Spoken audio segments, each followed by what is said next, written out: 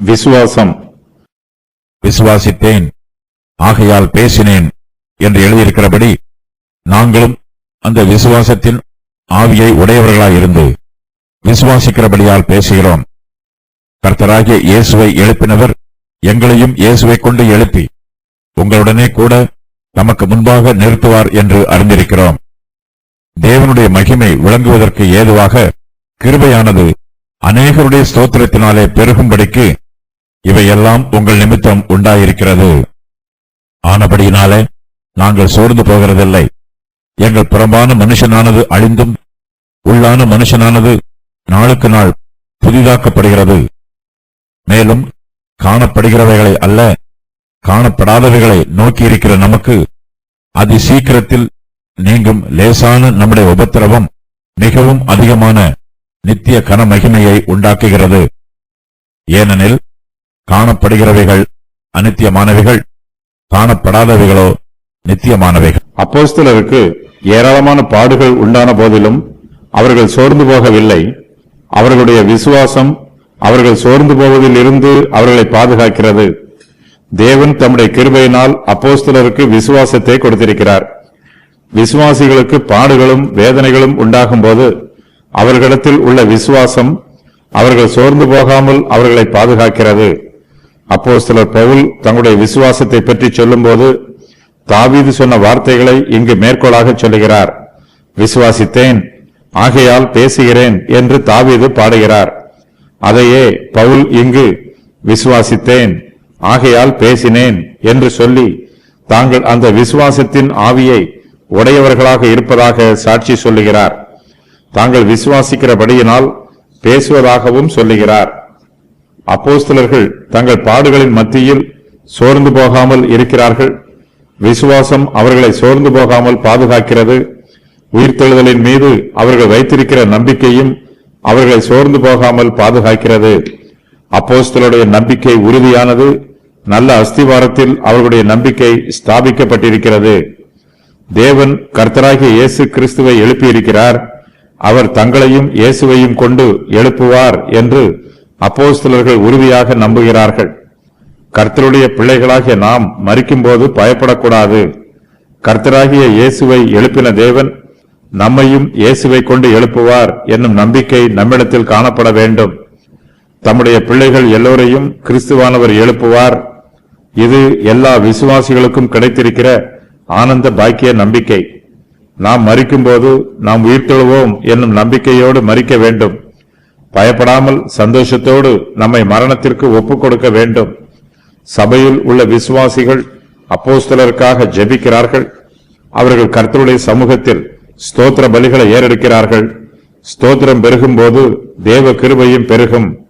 அப்போஸ்தலருக்கு பலவிதமான பாடுகள் வந்த போதிலும் அவற்றிற்கு மத்தியிலும் விசுவாசிகளுடைய ஜெபத்தினால் தாங்கள் சோர்ந்து போகாமல் நிலைத்திருப்பதாக பவுல் சாட்சியாக அறிவிக்கிறார். மற்றவர்கள் நமக்காக ஜெபிக்கிறார்கள் என்னும் உணர்வு நம்மிடத்தில் வரும்போது நாம் சோதனைகளை பொறுமையோடு சகித்துக் கொள்ளுவோம். நம்முடைய ஊழியத்தின் நிமித்தம் அநேகர் கர்த்தரை ஸ்தோத்திரம் பண்ணுகிறார்கள் என்பதை நாம் புரிந்து கொள்ள வேண்டும். அப்போஸ்தலர்கள் தங்கள் புறம்பான மனுஷனையும் உள்ளான மனுஷனையும் நோக்கி பார்க்கிறார்கள். புறம்பான மனுஷன் அழிந்தும் உள்ளான மனுஷனானது நாளுக்கு நாள் புதிதாக்கப்படுகிறது. அப்போஸ்தலர்கள் தங்கள் சோதனைகளுக்கு மத்தியில் இதை சிந்தித்து பார்த்து சோர்ந்து போகாமல் இருக்கிறார்கள். நம்முடைய சரீரம் வியாதியாய் இருந்தாலும் நம்முடைய ஆத்மா ஆரோக்கியமாய் இருக்க வேண்டும். நம்முடைய சரீரத்தில் வேதனை இருந்தாலும் நம்முடைய ஆத்மாவில் சந்தோஷம் நிரம்பி இருக்க வேண்டும். நம்முடைய உள்ளான மனுஷனானது நாளுக்கு நாள் புதிதாக்கப்பட வேண்டும். புதிய கிருபைகளை பெற்றுக்கொள்ள வேண்டும். துன்மார்க்கரோ நாளுக்கு நாள் அழிந்து போவார்கள். கர்த்தருடைய பரிசுத்தவான்களோ நாளுக்கு நாள் புதிதாக்கப்படுவார்கள். அப்போஸ்தலர்கள் தங்கள் பாடுகளுக்கு மத்தியிலும் தங்களுக்கு வாக்கு பண்ணப்பட்டிருக்கிற நித்திய ஜீவனையும் அதன் சந்தோஷத்தையும் விசுவாசத்தோடு நோக்கி பார்க்கிறார்கள். இதனால் பாடுகள் மத்தியிலும் அவர்கள் சோர்ந்து போகாமல் இருக்கிறார்கள். தங்களுக்கு உண்டாயிருக்கிற உபத்திரவம் தங்களுக்கு நித்திய கன மகிமையை உண்டாக்குவதாக நம்புகிறார்கள். உபத்திரவம் லேசானதாகவும் அது சீக்கிரத்தில் நீங்கக்கூடியதாகவும் இருக்கிறது. ஆனால் கன மகிமையோ நித்தியமானது, மிகவும் அதிகமானது.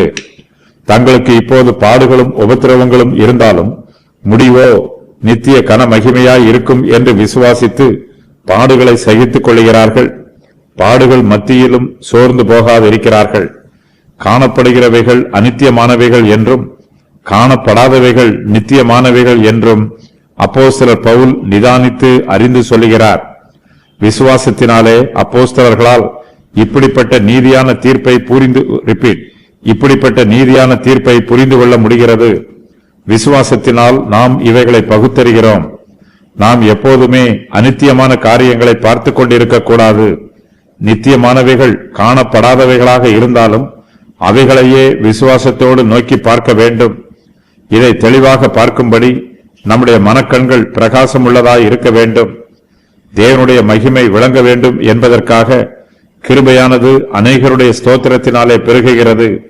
தனக்கு பல பாடுகள் வந்தாலும் கொரிந்தியர் ரட்சிக்கப்பட்டால் போதும், தன்னுடைய பாடுகளை பற்றி பரவாயில்லை என்று பவுல் நினைக்கிறார். தேவனுடைய கிருபை ஏராளமான ஆத்துமாக்களை ரட்சிக்கும். இதனால் ரட்சிக்கப்பட்ட அநேக ஆத்துமாக்கள் தேவனை மகிமைப்படுத்துவார்கள். அநேகர் ஸ்தோத்திரம் பண்ணும்போது தேவ கிருபை இன்னும் பெருகும்.